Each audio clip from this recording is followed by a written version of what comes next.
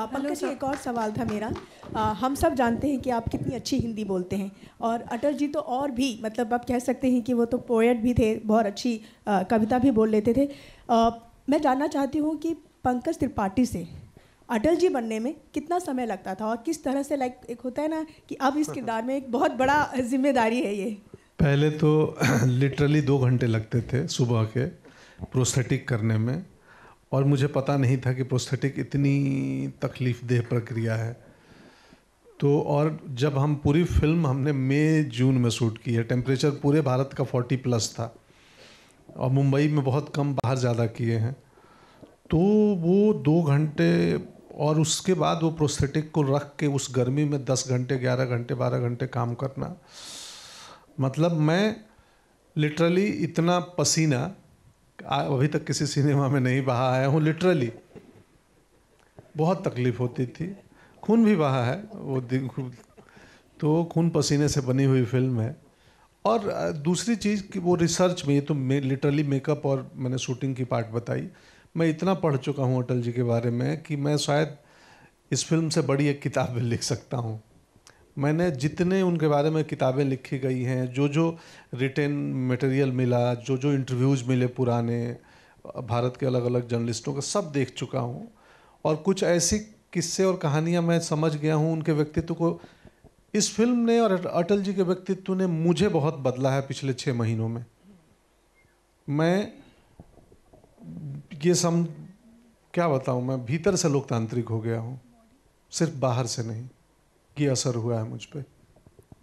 Hello sir, Jaya from Bollywood now. Sir, ये जो body language थी आपकी इस मूवी में, इस ट्रेलर में, वो किससे सीखा आपने? वो मैं एक्टिंग कर सीख के ही तो आया हूँ बॉम्बे। सर पॉलिटिक्स तो नहीं, मैं तो खुद ही टीचर हूँ, दूसरों को सिखाता हूँ। हमने थिएटर किया है, नेशनल स्कूल ऑफ ड्रामा की ट्रेनिंग की है, तो ये हम अपने से ही सीखते हैं। तो इस फिल्म में वो बॉडी लैंग्वेज मैंने खुद ही से सीखा है, तैयार किया है, क्योंकि इसमें एज भी है 25 साल 20 साल से लेके, और मैं 80-85 तक जाता हूँ। तो वो भी थोड़ा सा ध्यान तो रखना पड़ता है किस साल का सीन चल रहा है। मेजरली 3 लुक में हमने डिवाइड किया है फिल्म को, 3 फेजेज रखे हैं, क्योंकि बहुत मुश्किल है। तो थोड़ी थोड़ी उसमें हम बतौर एक्टर प्रयास करते हैं कि जब क्या हो बॉडी लैंग्वेज। और अगेन मैं बिगिनिंग में बोला कि कितनी इमिटेशन हो, नकल हो, या कितनी मिमिक्री हो, या कितना उनके विचार को पकड़ें कि वो व्यक्तित्व क्या थे, उनका सोचने का तरीका क्या था उनका। तो वो मिमिक्री इमिटेशन कम है, व्यक्तित्व ज़्यादा है। कि आप अटल जी को सिर्फ शारीरिक रूप से ना समझें, अटल जी को वैचारिक रूप से, थॉट के रूप से, उस आत्मा को समझें। वो हमने प्रयास किया। और अगर रियल लाइफ की बात करें तो पॉलिटिक्स में कितना इंटरेस्ट रखते हैं आप? हम बिहारी हैं, यही उत्तर है। लेकिन अब मुंबईकर हैं, पहले बिहारी थे, जन्मभूमि वहाँ का। बहुत रुचि है, काफ़ी रुचि है। Hello Pankaj ji, Sana from India Today here. आपने सही कहा, बिहारी है, उस बेल्ट के लोग आइदर गवर्नमेंट सर्विस या गवर्नमेंट में बहुत इंटरेस्ट रखते हैं। आपने कहा कि जब आप नहीं जानते थे कि आप अभिनेत्र बनेंगे, कभी सोचा था कि पॉलिटिक्स या एटलीस्ट IAS बनने का सपना था? हाँ, मैं तो छात्र संगठन में था, और मैं आंदोलन भी किया हूँ, 1 हफ्ते जेल भी रहा हूँ। तो मैं उस रास्ते पे निकल चुका था। फिर थोड़ी देर बाद पता चला कि बहुत मुश्किल, कांटे भरे मार्ग हैं राजनीति की। तो फिर मैंने वहाँ से यूटर्न लिया और स्ट्रीट थिएटर देखने लगा। और स्ट्रीट थिएटर से लेफ्ट में कालिदास रंगालय था, प्रोसेनियम थिएटर पटना का, उसमें चला गया। और फिर मुझे लगा कि ये ज़्यादा बेहतर है, यहाँ कम से कम बोल के एक्टिंग होती है कि एक्टिंग में कर रहा हूँ।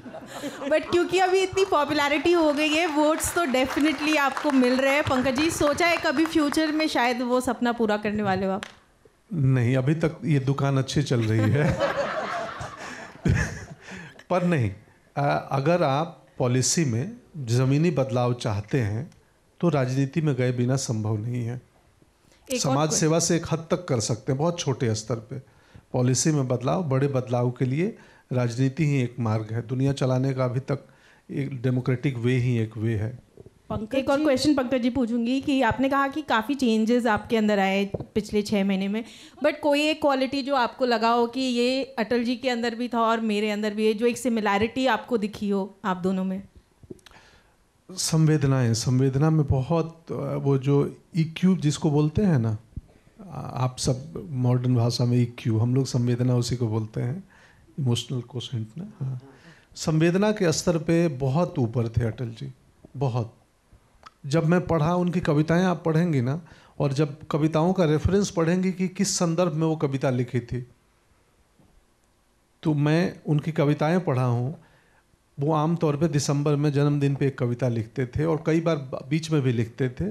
उन कविताओं का संदर्भ भी पढ़ा हूँ कि ये क्यों लिखे और किस दिन लिखे थे, तो मुझे पता चला कि भावनात्मक रूप में बहुत ऊपर थे। और मैं भी हूँ, मैं बेवजह रो देता हूँ और मुझे अच्छा लगता है बेवजह रो देना। Vinod, my next question is to you.